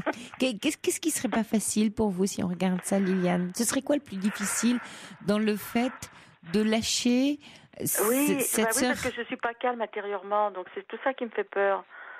Mais parce que tellement mal à l'intérieur que... Mais les émotions, vous savez, les émotions, mais elles sont très intéressantes. Les émotions, c'est de l'information, c'est la météo. Vous n'êtes pas calme parce qu'il y a toute une histoire que vous racontez sur elle et sur votre relation et qu'elle vous renvoie, bien sûr, vous rêvez pas. Mais toute votre météo émotionnelle, elle dit oulala, c'est la tempête, tous aux abris, et il va y avoir des éclairs, et il va y avoir un volcan qui va, de l'orage, une éruption volcanique, enfin, voilà, toute chose. toute contrariété météorologique. Bon, voilà, oui. mais j'allais dire, considérez cette météo comme une base d'information qui vous dit attention, mauvais temps, danger, sortons couverts, prenons des dispositions. Oui, c'est facile à dire. Mais plutôt que de les masquer. Oui, non, vous avez raison. Parce que ça n'arrange rien. Là, comme je réagis, ça va pas. Là. C'est même. Alors, je vais être très très pragmatique avec vous, Liliane. C'est même de vous dire demain ou après-demain, quand vous allez la voir, de dire. Mais c'est fou ce qu'elle me fait peur. C'est fou ce qu'elle me met mal. Voyez, dites-vous les choses telles que vous les ressentez. Ah bah oui, parce que c'est bien ça. Voilà. Donc ne vous masquez pas à vous-même, parce que en vous contenant, ça explose. Oh, c'est pire. Ah oui. Je suis tellement mal à l'intérieur quand je peux me contenir. Alors prenez un peu de temps, Liliane. Quand vous la voyez, vous dites oh mon Dieu, c'est terrible. Qu'est-ce que je suis mal? Qu'est-ce qu'elle me met mal? Qu'est-ce qu'elle me fait peur? Qu'est-ce que je suis pas bien? Voilà. Racontez-vous ce qui se passe au moment où ça se passe. Ah oui, oui. Parce que vous allez être dans l'acceptation et quelque chose va se détendre à l'intérieur de vous. Ah, c'est ce qu'il faudrait, hein. Oui. Vous essayez ça? Oui, non, mais je vais essayer de penser autre. Ouais, de toute façon, il faut que je pense autrement, sinon je m'en sors pas. Oui, c'est pas tant penser que de percevoir la situation autrement que vous la percevez. C'est une histoire de perception. C'est comment vous considérez le rapport avec votre sœur. Si vous bougez votre regard, votre perception, vous ne la percevez plus aussi menaçante qu'elle est, mais vous reconnaissez qu'elle vous fait peur. Ce qui n'est pas tout à fait la même chose, vous allez comprendre que quelque chose vous appartient, que vous pouvez peut-être considérer, puis lâcher. D'abord le considérer pour pouvoir le lâcher. Tant que vous ne considérez pas ce qui vous arrive, votre émotion vous malmène parce qu'elle vous dit tu ne m'écoutes pas, tu ne m'écoutes pas, tu ne m'écoutes pas. Voilà. Donc une émotion, c'est une information qui dit s'il te plaît, écoute-moi. Tout est là. Oui. Écoute-moi. Ces émotions. Voilà. Écoutez-vous, Liliane. Écoutez ce qui se passe en vous et acceptez-le aussi. Soyez-vous aussi dans cette acceptation de dire c'est d'accord que cette sœur me terrorise. Vous avez raison, c'est bien ça. Elle vous terrorise. Oui, c'est malheureux, j'aurais jamais pensé ça. Mais c'est pas grave. C'est pas grave en soi. Non, c'est pas grave. Parce qu'une fois que vous allez regarder le dragon bien en face. Ah oui. Vous savez comment j'aime bien cette histoire. La mythologie souvent nous aide beaucoup à comprendre nos modes de fonctionnement. Vous savez comment Persée a réussi à terrasser Médusa. Médusa, de son regard, elle terrassait les gens parce qu'elle les pétrifiait. D'où vient le verbe être médusé. Et en fait, Persée, il a été un peu aidé par Athéna, qui l'a doté d'un très joli bouclier qui reflétait en fait comme un miroir, qu'il a mis en face de Médusa. Elle a vu son reflet. Et donc elle s'est pétrifiée toute seule. C'est ça que vous allez faire, Persée, vous, avec votre sœur. Ah oui, non mais c'est juste. Regardez l'histoire de Persée Médusa sur Internet. Et puis symboliquement, imaginez que vous allez ces jours-ci vous doter d'un très beau bouclier. Ah oui, fou là. Comme un miroir très brillant. D'accord. Et vous allez regarder votre sœur avec le bouclier de Persée. Ah oui, là c'est bien, ça fait une image. Oui, c'est plus facile avec une image devant soi. Oui, et puis votre sœur va se voir dans ce bouclier, elle va tout d'un coup se rendre compte que ça sert pas à grand chose de vous envoyer des choses parce que ça va lui être renvoyé à elle. Ah oui, non, c'est bien, c'est de bons conseils. Bon, allez, vous demandez à Athéna un beau bouclier cette nuit, Liliane. Oui, voilà. Toute la nuit là. Et vous pensez à Persée.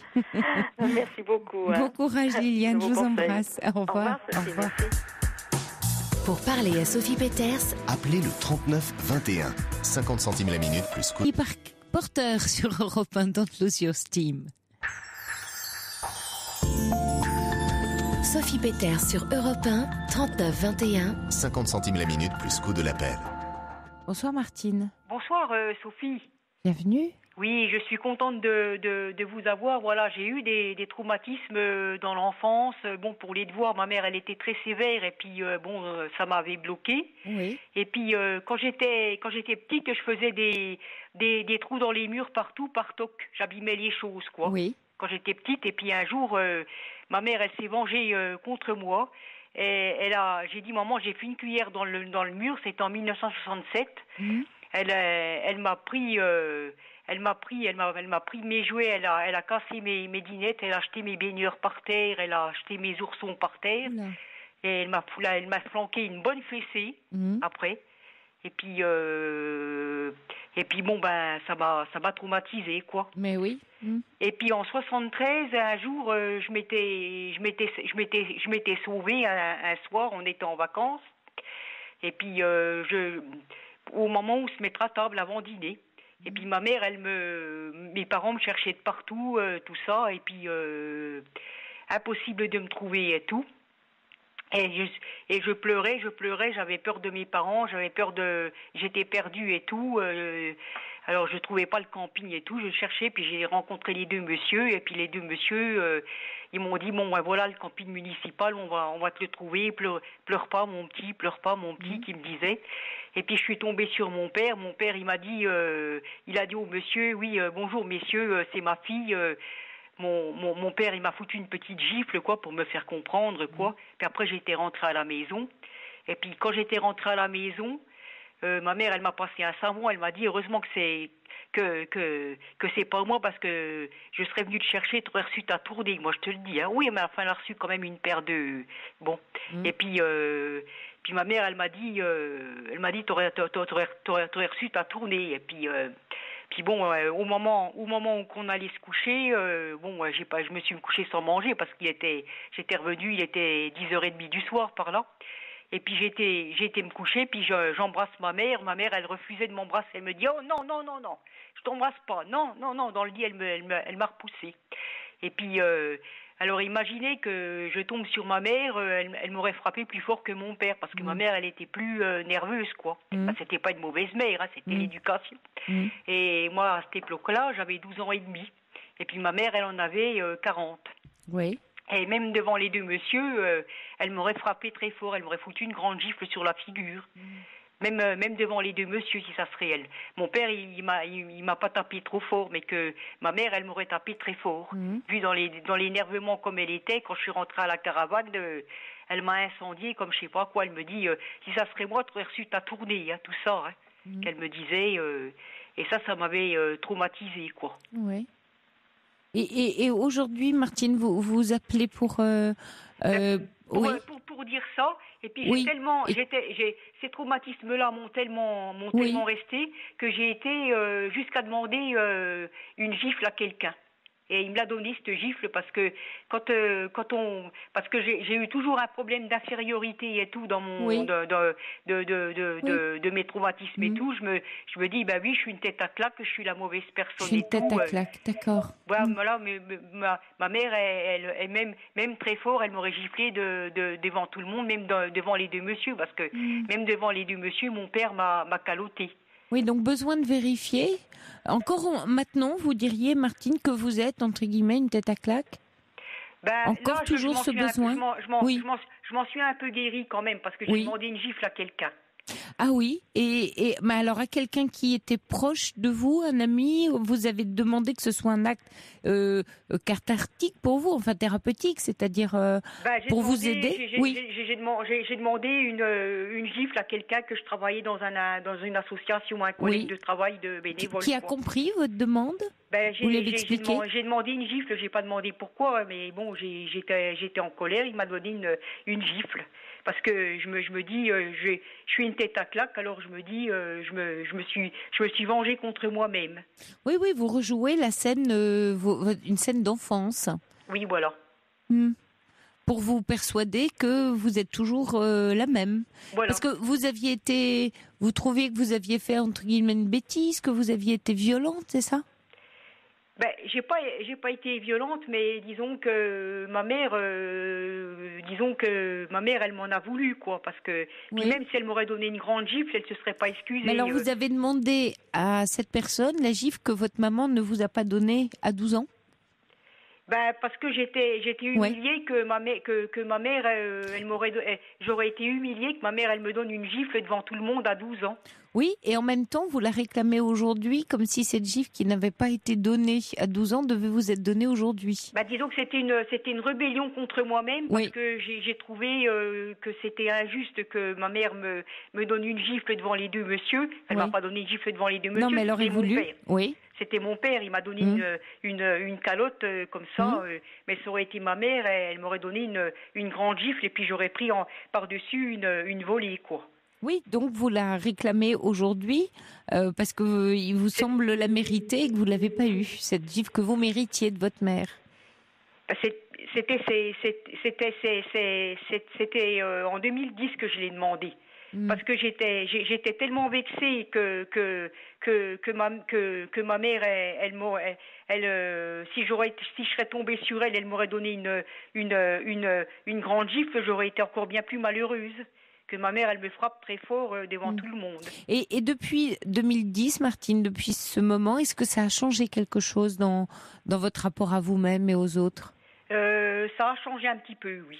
C'est-à-dire, dans quel sens ? Qu'est-ce que vous diriez ? Je me suis guérie, quoi. Je me suis, disons que, bon, c'est parce qu'on dit maintenant, on dit que la fessée normalement est interdit, surtout puis la gifle, c'est un acte de délit. Maintenant, on n'a plus le droit de donner une gifle à un enfant, que dans le temps c'était autorisé. Oui. Et alors, quel lien vous faites avec cette actualité, effectivement, où on en parle en ce moment, hein, c'est interdit d'ailleurs dans pas mal de pays et c'est en débat en France. Vous dites, si j'étais née aujourd'hui ou dans ce moment, ça me serait pas arrivé ? Disons que moi, quand je partais, je vois des enfants fugues sur le plateau, et puis quand j'en vois la Sophie d'avant, il dit ma fille elle a fugué du jour au lendemain. Je lui dis reviens à la maison, je vais pas te gronder, je serai contente de te revoir et tout. Que moi si j'aurais fugué, je me serais fait gronder même maintenant, mais même dans les années 80, dans les années 90.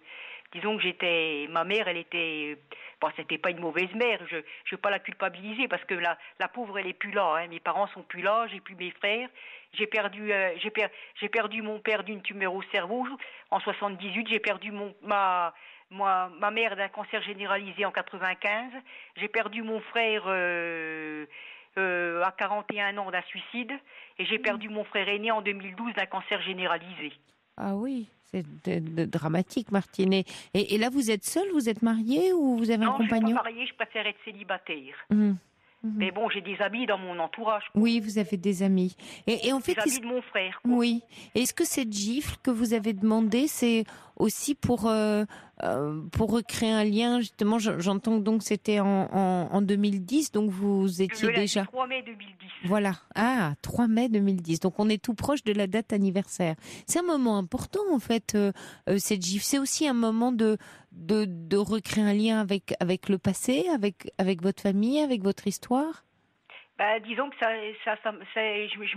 c'est par vengeance.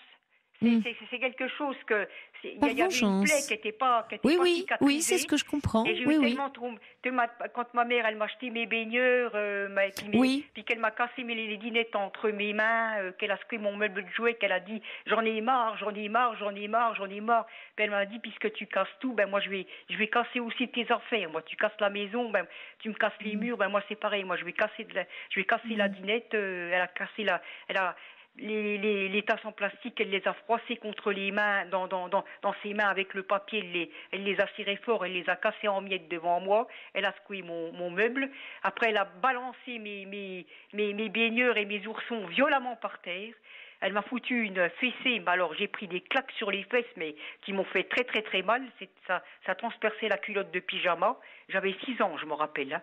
Ah mais vous en parlez comme si c'était hier, Martine. Hein. On sent un vrai traumatisme. On sent aussi que cette maman qui vous a détruit votre univers, votre univers d'enfant. Elle était très affective. Elle me disait toujours ma cocotte, ma poule, ma chérie, ma bichette. Mais elle a mal interprété ce que vous faisiez dans la maison. maison qui était une façon de signifier que vous souffriez de quelque chose, en tout cas, ou qu'il se passait quelque chose d'important pour vous.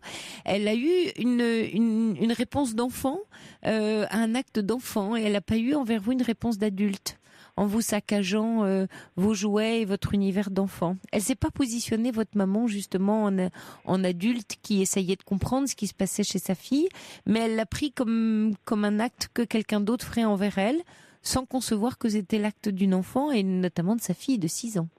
Ouais. Par contre, moi, c'est pour se venger qu'elle s'est fait ça, parce que puis j'ai dit, bah oui, quand même, elle a raison, maman. J'ai pensé qu'elle avait raison, parce que. Ah, vous avez pensé qu'elle avait raison. D'où la gifle que vous avez demandé. Elle avait raison. Cette maman avait raison. Est-ce qu'elle a toujours raison pour vous, Martine, aujourd'hui? Bah, je trouve que bon, je la trouve très, bon, c'est vrai qu'elle a eu une enfance très malheureuse, parce que elle a eu un père qui buvait et qui tapait sur sa mère. Et puis ma mère, elle a eu beaucoup d'injustice, elle a eu un père qui ne l'aimait pas, elle a eu une enfance malheureuse. Oui. Donc je la comprends aussi. Bien sûr, vous la comprenez. Et en même temps, vous comprenez aussi qu'elle avait du mal à comprendre la petite fille que vous étiez à 6 ans et vos besoins. J'ai fait de la psychanalyse, oui, j'ai fait de la psychothérapie et tout. Oui, ça s'entend. Et puis moi, je me rappelle, quand j'avais 20 ans, je faisais une crise d'adolescence tardive. Et je m'étais mordue parce que j'étais en conflit avec ma mère et elle m'avait flanqué une fessée parce que je m'étais mordue, et elle a dit, tu as fait ça, c'est contre moi. T'as vu maman ce que t'as fait? Puis elle m'a traité de folle, de merde, enfin des vulgarités, tout ça. Et puis elle m'a dit, je suis en colère, je vais te taper dessus, tout ça. Puis elle m'a foutu une fessée. Je m'étais mis sur le lit, puis elle m'a tapé sur la cuisse à travers ma robe et mon collant. Elle m'a dit, tiens. Elle m'a dit, tu vois, je suis en colère, mais m'a tapé dessus, tu vois. Quand tu cherches à me mettre en colère, tu vois, tant que je suis pas en colère, t'es pas contente. Et ben, tu vois, maintenant t'es contente maintenant. Je suis en colère, tu m'as mis en colère. Et puis quand elle est arrivée au travail, et ben elle en pleurait. Oui. Mais moi, je ne travaillais pas, j'ai pas travaillé. J'ai travaillé un petit peu, mais pas trop, parce que comme j'ai eu des problèmes psychiques, j'ai eu une pension j'ai touché une pension d'adulte handicapé, et puis après j'ai touché je touche la pension de l'armée de mon père, de l'armée version de mon père. Quoi. Je touche une pension d'invalidité parce que mon père il a travaillé à l'armée, donc c'est pour ça que je vous le dis à vous. Hein, je le dis pas à tout le monde, mais mes amis sont au courant que je touche ça, mais disons que bon, je leur dis pas que je téléphone à Europe 1 parce que bon, ils diraient que comment que ça se fait que tu quoi? Bah, tu racontes ta vie jusqu'à téléphoner, jusqu'à. Oui. Et alors, comment ça se fait, Martine, justement, c'était quoi votre besoin? Et qu'est-ce qui se passerait si vos amis l'apprenaient? J'ai besoin d'en parler pour me soulager. Oui, je comprends, bien sûr, Martine. Moi, je ne vous aurais pas téléphoné pour... Oui. Et besoin aussi de comprendre encore quelque chose, ou j'ai l'impression que vous comprenez assez bien, en fait, ce qui vous anime?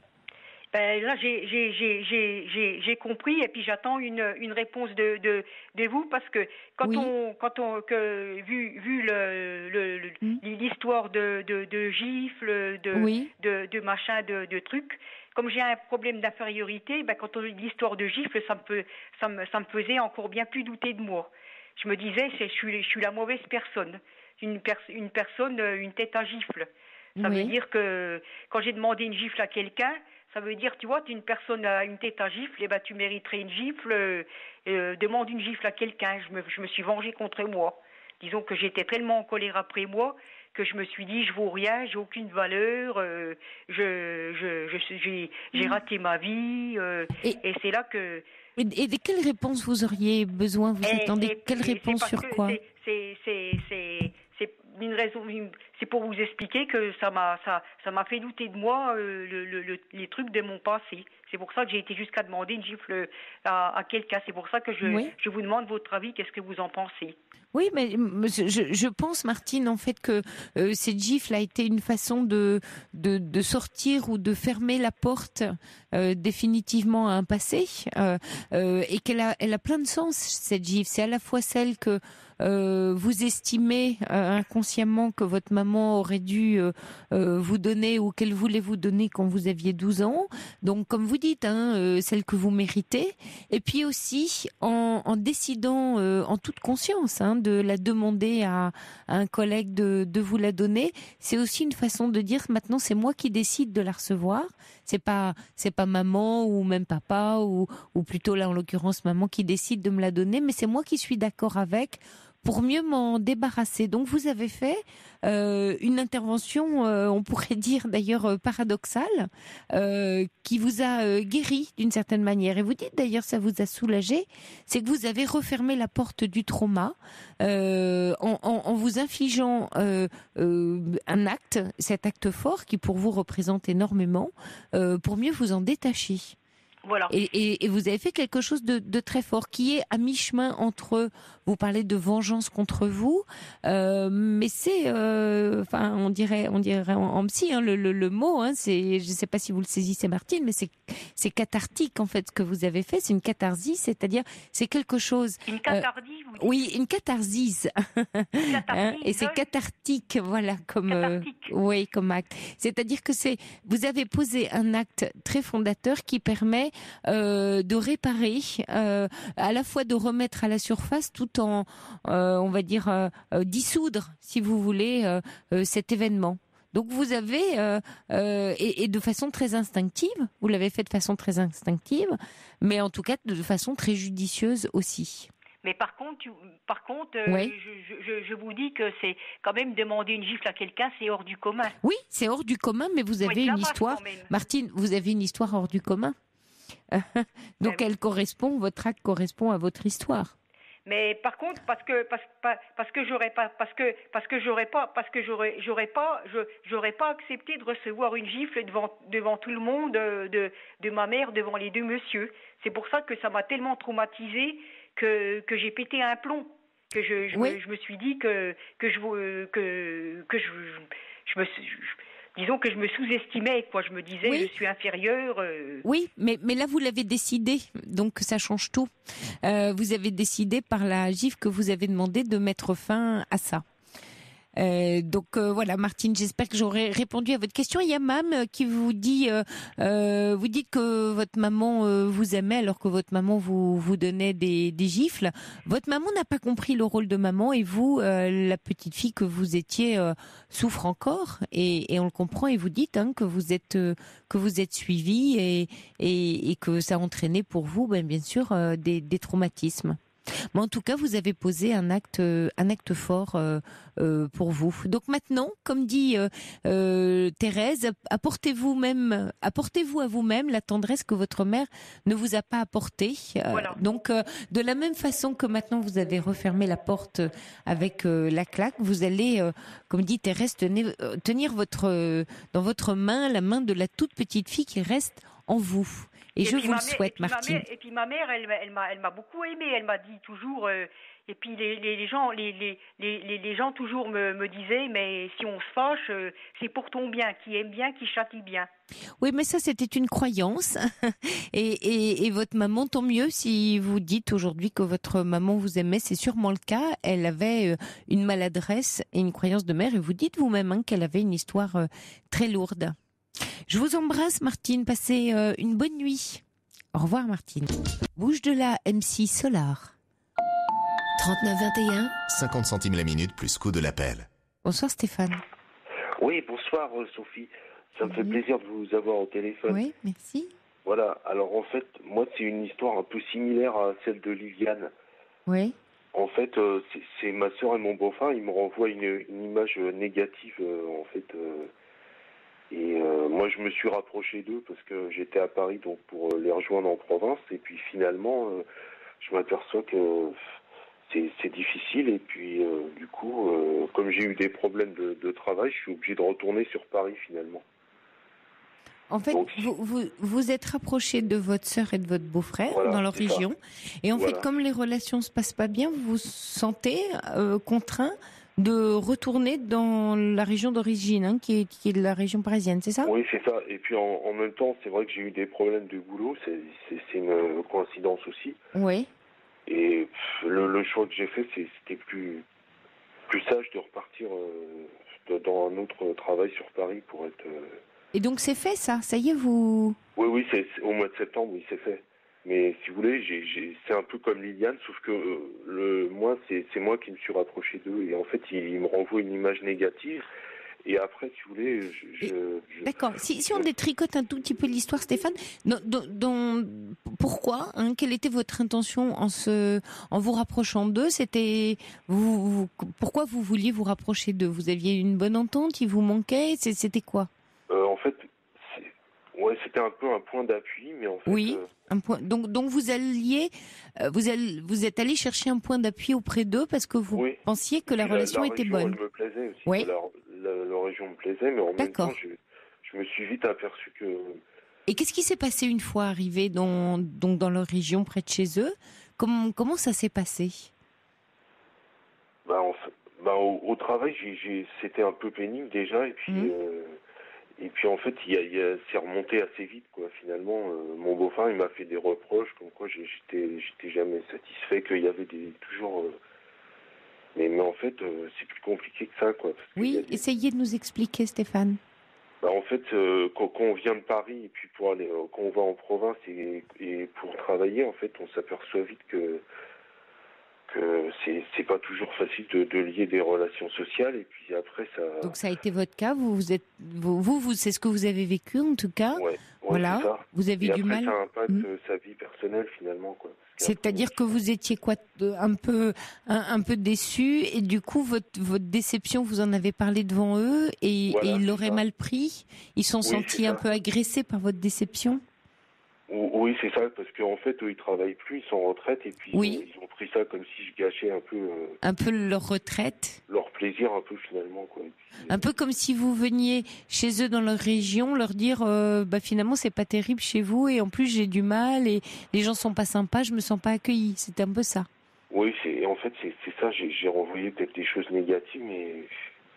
Oui, mais c'est ce que vous viviez. C'est mon ressenti, quoi, oui, bien sûr. Oui, je comprends. Et eux l'ont pris pour eux-mêmes et ont trouvé ça blessant, comme si vous reniez ou vous critiquiez. Oui. Oui, c'est possible, mais ils ne l'ont pas vraiment dit. Mais... Non, mais oui, je comprends. Ils vous ont dit quoi d'ailleurs? Ils vous l'ont renvoyé. Ils vous ont dit t'es jamais content, c'est ça? Oui, c'est ça, et puis que j'étais pas sociable et tout. Que c'était de votre faute, ouais. Oui, voilà, c'est ça, comme quoi c'était vraiment de ma faute finalement, et puis que si je vais ailleurs, de toute façon, ce sera pareil presque. Alors, est-ce que quand vous êtes arrivé dans la région, eux qui habitaient dans cette région, est-ce qu'ils vous ont présenté des gens, vous ont aidé à faire un peu votre place, votre trou? Est-ce qu'ils vous...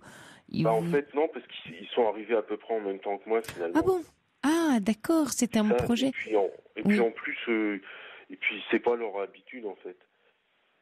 Et finalement, j'ai suivi, mais j'ai peut-être eu tort finalement parce que j'étais. C'est-à-dire que à la fois le lien et le réconfort ou le soutien que vous espériez trouver, comme vous avez été un peu déçu parce que c'est pas ça que vous avez trouvé auprès d'eux. Et vous leur en avez un peu voulu inconsciemment de pas être tel que vous aviez imaginé qu'il pourrait être pour vous. Non, je leur en ai pas voulu, mais en fait. Un peu inconsciemment, ouais. Mais moi, finalement, en plus, contrairement à la dame, à Liliane, j'ai pas tellement de relations sociales et je suis célibataire, donc si vous voulez, c'est facile de m'attaquer sur ce point-là finalement, puisque j'ai pas trop de relations sociales finalement. Oui. Et puis quand on arrive à la cinquantaine, c'est quand même c'est moins facile de se faire des relations. Surtout en province où les gens sont parfois un peu ils se connaissent bien surtout. Non, c'est qu'ils se connaissent bien. Ils ont leur réseau. Oui, ils ont des réseaux, ils se connaissent tous finalement. Oui, voilà. Donc, mais après, ça c'est ce que vous vivez. Vous voyez, on peut pas généraliser en disant. Non, on peut pas généraliser. C'est vrai que voilà, dans des grandes métropoles, finalement, les gens étant plus isolés, quelquefois, ont plus de facilité à se rencontrer par le fait et puis par le nombre aussi, et par des vies. Par l'isolement. Et alors aujourd'hui, Stéphane, que vous êtes retourné en région parisienne, est-ce que ça se passe? Non, en fait, non, c'est au mois de septembre. Au mois de septembre, d'accord. Donc aujourd'hui, vous êtes toujours dans cette région. Oui, là, c'est ça. près d'eux. Voilà, tout à fait. Oui. Mais c'est vrai qu'en même temps, je me demande si ça va pas les soulager que je parte finalement. Mais vous, non, mais là, vous, comme qu'est-ce qui serait bien pour vous? Qu'est-ce qui est bien pour vous? Moi, c'est un peu la nécessité finalement, et puis. Pourquoi? Parce qu'en fait, comme j'avais gardé un appartement en région parisienne, si vous voulez, j'y allais de temps en temps. En fait, j'avais pas coupé carrément. Oui. Et en fait, au niveau du travail, en fait, j'ai fait le choix de, si je voulais garder un emploi, parce que sinon c'était un peu risqué finalement, quoi. Parce que comme c'est la province, c'est comment dire, c'est plus réduit, si vous voulez. Après, Mais le risque est quoi? Qu'est-ce qui était risqué? Je comprends pas. En fait, je risquais de perdre mon travail en fait, j'ai préféré. Vous risquez de perdre votre travail, c'est quoi? Oui. Comme ça allait plus trop dans mon travail, si vous voulez, j'ai vu qu'il y avait une opportunité à Paris. Donc moi je me suis dit autant que je retourne à Paris finalement, quoi. Avant d'être licencié, parce que vous avez le sentiment que ça se passe pas bien. Pourquoi ça se passe pas bien dans votre travail? Qu'est-ce qui se passe pas bien? En fait, je remplace une dame que l'équipe avait un peu idolâtrée finalement. Oui. Et c'est vrai que j'ai pas pu. Une dame qui est partie à la retraite? Oh, voilà, c'est ça. Oui. Et en fait. Et vous avez du mal à vous imposer auprès des équipes? Ouais, j'ai pas pu en fait parce que c'était trop pour moi finalement. Vous parlez déjà au passé, alors vous occupez toujours ce poste? Ouais, mais de toute façon pour eux, c'est comme si j'étais plus là, j'ai l'impression en fait. Mais parce que vous avez lâché l'affaire là, vous. Là, vous faites plein de suppositions, Stéphane. Moi, ce que j'entends, c'est que vous avez l'impression d'eux. C'est vrai qu'une équipe qui est très très attachée à un manager qui s'en va et qui part en retraite, il y a comme une phase de deuil. Et c'est vrai que le nouveau qui arrive, ouais, mais ça dure 2 ans, quoi. Ça fait 2 ans. Ah, ça fait 2 ans. Mais vous, est-ce que après, il y a à la fois eux et vous, c'est ce sentiment de il l'aimaient tellement, je pourrais jamais faire aussi bien qu'elle. Quelle histoire vous vous êtes racontée? Mais pas seulement, mais j'ai senti que les gens, en fait, et puis. Et ça vous a découragé? Vous l'avez pris contre vous? Vous l'avez pris pour vous? Oui, aussi. Vous vous êtes dit s'ils sont tellement attachés à elle, alors ils pourront jamais s'attacher à moi. C'est ça que vous vous êtes raconté? Non, mais je l'ai vérifié dans les faits, si vous voulez. Oui, au début. Mais même après, en fait, c'était trop tard. Qu'est-ce que vous avez fait pour changer la donne? Comment ils vous ont découvert? Je pense que c'était trop. C'était trop pour vous. Trop pour moi, finalement. Oui, c'est ça. Elle était irremplaçable, alors que personne n'est irremplaçable. Je sais, mais il y a des gens, ils sont. Mais oui, c'est dommage, quoi. Mais là, je peux rien faire. Hein. Vous pouvez rien faire parce que vous avez lâché l'affaire, comme on dit, Stéphane. Donc effectivement, vous pouvez plus rien faire. Mais c'est une situation. Votre situation au travail, comme souvent. Non, pas votre tempérament, mais ça fait écho à votre situation personnelle. Tout ça est un écho. C'est que vous arrivez dans un poste où vous remplacez une femme très appréciée de son équipe. Donc vous arrivez dans un territoire, une entreprise, un lieu de travail qui est déjà très occupé effectivement. Et vous devez faire votre route de la même façon que vous arrivez dans une région où des gens, entretiennent. Et ça vous parle en fait. C'était trop pour moi peut-être. C'était trop en même temps. Et puis il y avait un mauvais écho entre cette relation au travail et la relation privée. Donc vous avez trouvé aucune ressource ni au travail. Ouais, j'ai l'impression. C'est quand même un choc, parce que. Mais oui. Et puis finalement, si je repense, si je retourne à Paris, j'ai l'impression maintenant j'ai un peu coupé. Oui. Et finalement, j'ai plus vraiment d'amis ni rien finalement. Et vous craignez que ce soit plus une fuite qu'une reconstruction? Un petit peu, oui. Oui. Et je me suis dit à Paris, j'arriverai à faire des formations pour évoluer. Oui. Ou des choses comme ça. Oui. J'ai positivé par rapport à ça. Bien sûr. Positivé par rapport à ça. Oui, de construire quelque chose. Et le travail que vous allez avoir en région parisienne, vous connaissez déjà, parce que vous avez déjà un emploi prévu pour septembre? Oui, c'est ça, oui. C'est la même entreprise où vous bougez? Non, c'est une autre entité en fait. C'est une autre entité, voilà, de la même entreprise. Donc à chaque fois, il faudrait que je me remette en question finalement. Alors, remettre en question, c'est un nouveau départ. C'est-à-dire, ce qui me semble important là pour vous, Stéphane, c'est d'apprendre ce qui s'est passé là pour vous, de tirer les leçons, comme on dit. Oui, pas de considérer que c'est un échec, mais de dire voilà ce que j'ai vécu. Ça parle de moi, c'est-à-dire ça me donne telle connaissance de moi-même. Voilà ce que j'ai appris sur moi. Est-ce que vous avez appris sur vous? vous, c'est que vous avez besoin de soutien, de vous sentir apprécié, aimé pour faire votre trou, et que tout seul c'est un peu compliqué. Donc il vous faut trouver des appuis, des gens bienveillants autour de vous. C'est ça votre besoin aujourd'hui, comme un appui pour redémarrer. Et puis effectivement, dans les compétences, vous parlez de formation, ça me paraît une bonne idée. Vous avez besoin de retrouver de la confiance, vous. Et la confiance, c'est de la capacité. Mais aussi par rapport à la famille, puisque c'est vrai que j'ai des relations difficiles avec ma sœur. Ouais. Donc c'est ça alors. Oui, peut-être Stéphane, vous pourriez vous faire aider un peu en coaching ou en thérapie sur votre relation aux autres. Oui, voilà, j'ai peut-être des problèmes relationnels aussi. Oui, ce serait je suis trop réservé en fait. Oui, alors bon, c'est pas forcément, mais c'est plutôt tout ce que vous racontez. Quand on est très réservé, on se fait un film, et vous faites beaucoup de films. Donc c'est important. Ça, ouais. Bon courage Stéphane, et je vous encourage à vous faire accompagner, vous faire aider. Merci de nous avoir appelés. Il est 1h, vous écoutez Europe 1. Je vous souhaite une très belle et douce nuit. On se retrouve demain 23h et je vous laisse en compagnie de Nikos Aliagas et de son émission Sortez du cadre. Bonne nuit à tous. À demain.